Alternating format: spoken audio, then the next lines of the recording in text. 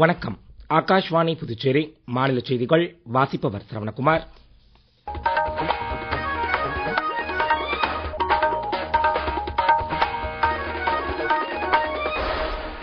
தலைப்புச் செய்திகள். அடல் பென்ஷன் திட்டத்தை 2030-31 ஆண்டு வரை நீட்டிக்க மத்திய அமைச்சரவை ஒப்புதல் அளித்துள்ளது. ஜனநாயகத்தை மேலும் வலுப்படுத்த பிழையற்ற வாக்காளர் பட்டியலை பராமரித்தல் அவசியம் என்று தலைமை தேர்தல் ஆணையர் திரு ஞானேஷ்குமார் கூறியுள்ளார். இலங்கை கடற்படையினரால் பிடித்துச் செல்லப்பட்ட தமிழக மீனவர்களை தூதரக ரீதியில் மீட்க கோரி தமிழக முதலமைச்சர் திரு மு.க. ஸ்டாலின் வெளியுறவு அமைச்சருக்கு கடிதம் எழுதியுள்ளார். விக்சித் பாரத் ஜி-ராம்ஜி திட்டத்தின் கீழ் புதுச்சேரியில் நெட்டப்பாக்கம் மற்றும் சோரியாங்குப்பத்தில் நடைபெற்று வரும் பணிகளை துணைநிலை ஆளுநர் திரு கைலாஷ்நாதன் இன்று நேரில் சென்று பார்வையிட்டார். இனி விரிவான செய்திகள்.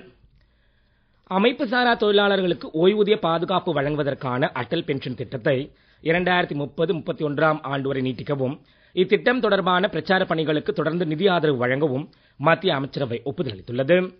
பிரதமர் திரு நரேந்திர மோடி தலைமையில் புதுடெல்லியில் நடைபெற்ற மத்திய அமைச்சரவை கூட்டத்தில் இதற்கான முடிவு மேற்கொள்ளப்பட்டது.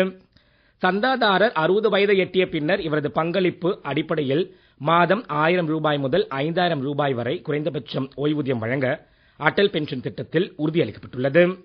கடந்த 2015 ஆண்டு மே மாதம் தொடங்கப்பட்ட இந்த திட்டத்தில் இதுவரை 66 லட்சம் பேர் தங்களை இணைத்துக் கொண்டுள்ளதும், அனைவரையும் உள்ளடக்கிய நாட்டின் சமூக பாதுகாப்பு கட்டமைப்பில் முக்கிய தூணாக இத்திட்டம் திகழ்வதும் குறிப்பிடத்தக்கது.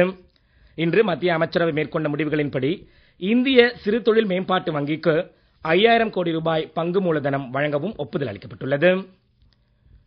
உள்கட்டமைப்பு திட்டங்களின் அமலாக்கத்தில் தடைகளை களைந்து பணிகளை துரிதமாக நிறைவேற்றி முடிக்கும் வகையில் பிரதமர் திரு நரேந்திர மோடியின் எண்ணத்தில் உருவாகி வடிவமைக்கப்பட்ட பிரகதி டிஜிட்டல் வசதி உயர்நிலை தலையீடு மூலம் திட்டங்களை குறித்த காலத்தில் நிறைவேற்றி முடிப்பதில் கடந்த 10 ஆண்டுகளுக்கும் மேலாக முக்கிய பங்காற்றி வருகிறது. பிரகதி வசதி மூலம் திறம்பட்ட முறையில் கண்காணித்து அமலாக்கப்படும் நிலக்கரித்துறை அமைச்சகத்தின் திட்டங்கள் குறித்து ஒரு தொகுப்பு. பிரகதி தொழில்நுட்ப வசதி மூலம் தற்போது கண்காணிக்கப்படும் 3 லட்சம் கோடி ரூபாய் மதிப்பிலான 134 திட்டங்களில் 122 திட்டங்கள் நிலக்கரி துறையுடன் தொடர்புடையதாகும். இதில் 1.19 லட்சம் கோடி ரூபாய் மதிப்பிலான 16 முக்கிய திட்டங்களை பிரதமர் திரு நரேந்திர மோடி பிரகதி வசதி மூலம் மறு ஆய்வு செய்துள்ளார். இதில் 5 திட்டங்கள் ஏற்கனவே நிறைவேற்றி முடிக்கப்பட்டு பயன்பாட்டிற்கு வந்துள்ளன. எஞ்சிய 11 திட்டங்கள் அமலாக்க நிலையில் உள்ளன. பிரகதி மூலம் மறு ஆய்வு செய்யப்பட்ட திட்டங்களில் மட்டும் 120 பிரச்சனைகள் கண்டறியப்பட்டு துரிதமான முறையில் தீர்வு காணப்பட்டுள்ளது. இப்பிரச்சனைகள் பெரும்பாலும் நில ஆர்ஜிதம், சுற்றுச்சூழல் அனுமதி, கட்டுமான ஒப்புதல் மற்றும் ஒழுங்குமுறை விதிகளுடன் சம்பந்தப்பட்டவையாகும். பிரச்சனைகளுக்கு தீர்வு காண்பது குறித்து பிரகதி மறு ஆய்வின் போது வழங்கப்பட்ட அறிவுறுத்தல்களால் மாநில நிலையிலும் மத்திய அமைச்சகங்களுக்கு இடையிலும் ஒருங்கிணைப்பு அதிகரித்து அமலாக்க பணிகளில் முக்கிய முன்னேற்றங்கள் எட்டப்பட்டுள்ளன. நாடாளுமன்ற இரு அவைகளும் மாநில சட்டமன்றங்களும் நாட்டின் வளர்ச்சி குறித்து பேசுவதற்கான விவாத மேடைகள் என்று மக்களவைத் தலைவர் திரு ஓம் பிர்லா கூறியுள்ளார். லக்னோவில் 86வது அகில இந்திய சட்டமன்ற தலைவர்கள் மாநாட்டின் இறுதி நாள் அமர்வில் இன்று அவர் பேசுகையில், ஜனநாயக அமைப்புகளுக்கு உட்பட்டு முன்னேறிய நாடாக இந்தியாவை மேம்படுத்துவது குறித்த முக்கிய தீர்மானங்கள் மீது விரிவான விவாதங்கள் இடம்பெற்றதாக தெரிவித்தார். உத்தரப்பிரதேஷ் முதலமைச்சர் திரு யோகி ஆதித்யநாத் நிகழ்ச்சியில் பேசுகையில், இந்தியாவின் வலுவான ஜனநாயகம் உலகிற்கே உத்வேகம் அளிப்பதாக கூறினார். நாட்டின் மின் விநியோக நிறுவனங்கள் மின்சாரத்துறையின் முதுகெலும்பாகவே திகழ்வதாக மத்திய மின்துறை அமைச்சர் திரு மனோகர்லால் கூறியுள்ளார். இன்று புதுடெல்லியில் மின் விநியோக நிறுவனங்களுக்கு இடையிலான முதலாவது வருடாந்திர மாநாட்டில் அவர் பேசுகையில், மின் விநியோக நிறுவனங்களின் நிதி ஆரோக்கியத்தை வலுப்படுத்தவே மின்துறையில் ஸ்மார்ட் மீட்டரிங் உள்ளிட்ட பல்வேறு சீர்திருத்தங்களை அரசு கொண்டு வந்துள்ளதாக தெரிவித்தார். இதனால் மின்சாரத்தின் விநியோகத்தில் வர்த்தக மற்றும் தொழில்நுட்ப ரீதியிலான இழப்புகள் குறைந்திருப்பதாக அவர் கூறினார். மின் விநியோக நிறுவனங்கள் நுகர்வோரை மையமாக கொண்டு திறம்பட்ட முறையில் செயல்படுதல் அவசியம் என்று அமைச்சர் வலியுறுத்தினார். மின் விநியோகத் துறையை நெகிழ்வும் நீடித்த தன்மையும் கொண்ட எதிர்காலத்திற்கு ஏற்ற துறையாக மேம்படுத்த அரசு உறுதி பூண்டுள்ளதாக அவர் மேலும் குறிப்பிட்டார். குடியரசு துணைத் தலைவர் திரு சி.பி. ராதாகிருஷ்ணன் இன்று கர்நாடக மாநிலம் தும்கூர் சித்தகங்கா மடத்தில் ஸ்ரீ சிவகுமார மகா சுவாமிகளின் 7ஆம் ஆண்டு நினைவு நாள் விழாவில் கலந்து கொண்டார். வளர்ச்சியை கொண்டு வரும் அதேவேளை மரபுகள், நற்பண்புகள் மற்றும் பாரம்பரிய வேர்களையும் மதிக்கக்கூடிய நிர்வாகமே நாட்டிற்கு தேவை என்று அவர் தமது உரையில் கூறினார். பிரதமர் திரு நரேந்திர மோடி வளர்ச்சியை பாரம்பரியத்துடன் ஒருங்கிணைத்திருப்பதால் நாட்டு மக்கள் ஆன்மீகத்தில் ஆழமாக காலூன்றிய நிலையிலேயே பொருளாதாரத்திலும் மேம்பட்டு வருவதாக அவர் குறிப்பிட்டார். நீங்கள் கேட்டுக்கொண்டிருப்பது மாநில செய்திகள். நேயர்கள் ஆகாஷ்வாணி செய்திகளை உடனுக்குடன் தெரிந்து கொள்ள எமது புதுச்சேரி மண்டல செய்திப் பிரிவின் சமூக ஊடகங்களான @AIRnews_புதுவை என்ற எக்ஸ் பக்கத்தையும், all India radio news Puducherry என்ற பேஸ்புக் பக்கத்தையும், @RNU புதுச்சேரி என்ற யூடியூப் சேனலையும் அணுகலாம்.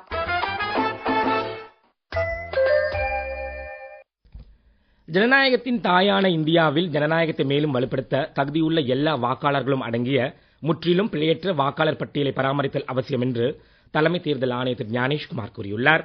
இன்று புதுடெல்லியில் ஜனநாயகம் மற்றும் தேர்தல் மேலாண்மை குறித்த இந்திய சர்வதேச மாநாட்டில் உரையாற்றிய அவர், பிழையற்ற வாக்காளர் பட்டியலை பராமரிப்பதில் வாக்குச்சாவடி நிலை அதிகாரிகள் தேர்தல் ஜனநாயகத்தின் அடிப்படை தூண்களாகவே திகழ்வதாக கூறினார். தலைமை தேர்தல் ஆணையரின் உரை குறித்து கூடுதல் விவரங்கள். இந்திய ஜனநாயகத்தின் தொன்மை சிறப்புகள் குறித்து தலைமை தேர்தல் ஆணையர் பேசுகையில், கிமு 600ஆம் ஆண்டுகளிலேயே இந்தியா ஜனநாயகம் குறித்து சிந்திக்க தொடங்கிவிட்டதாகவும் அசோகர் ஸ்தூபி மற்றும் தூண்களே இதற்கு சான்றாகும் என்றும் கூறினார். அதற்கும் பல நூறு ஆண்டுகள் முன்னர் உருவான அதர்வன வேதத்தில் கிராம சமிதிகள் குறித்து பேசப்பட்டு இருப்பதையும் அவர் சுட்டிக்காட்டினார். இந்தியாவில் தேர்தல் நிர்வாக அமைப்புகளின் செயல்பாடுகள் படிப்படியான முறையில் கணிசமாக மேம்பட்டுள்ளதாக திரு ஞானேஷ்குமார் கூறினார். உலகிலேயே மிகப்பெரிய அளவிலான தேர்தல்கள் இந்தியாவில்தான் நடத்தப்படுவதாகவும் அவர் தெரிவித்தார். ஜனநாயகம் மற்றும் தேர்தல் மேலாண்மை குறித்து உலகிலேயே மிகப்பெரிய அளவில் இந்தியா ஏற்பாடு செய்துள்ள இம்மாநாட்டின் தொடக்க விழாவில் தேர்தல் ஆணையர்கள் டாக்டர் சுக்பீர் சிங் சந்து, டாக்டர் விவேக் ஜோஷி, ஜனநாயகம் மற்றும் தேர்தல் உதவிகளுக்கான சர்வதேச கழகத்தின் தலைமை செயலர் டாக்டர் கெபின் ஜமோரா உள்ளிட்டோர் கலந்து கொண்டனர். இந்த 3 நாள் மாநாட்டில் 70 நாடுகளிலிருந்து சுமார் 100 பிரதிநிதிகள் பங்கேற்றுள்ளனர். மாநாட்டின் போது பல்வேறு நாடுகளின் தேர்தல் மேலாண்மை அமைப்புகளுடன் சுமார் 40 இருதரப்பு கூட்டங்களையும் தேர்தல் ஆணையம் நடத்துகிறது. பெண் குழந்தைகளுக்கான பேட்டி பச்சோவா பேட்டி படோவா இயக்கத்தின் கீழ் கடந்த 2015ஆம் ஆண்டு ஜனவரி மாதம் தொடங்கப்பட்ட செல்வமகள் சேமிப்பு திட்டத்தில் இதுவரை 4.53 கோடி வங்கிக் கணக்குகள் திறக்கப்பட்டு மொத்தம் 3.33 லட்சம் கோடி ரூபாய் டெபாசிட் பெறப்பட்டுள்ளதாக மத்திய அரசு தெரிவித்துள்ளது. தற்போது திட்டத்தின் கீழ் 8.2% அளவில் வட்டி வழங்கப்படுகிறது. செல்வமகள் சேமிப்பு திட்டம் நாடு முழுவதும் லட்சக்கணக்கிலான பெண் குழந்தைகளுக்கு அதிகாரம் அளித்து நம்பிக்கையின் சின்னமாகவே மாறியிருப்பதும் குறிப்பிடத்தக்கது.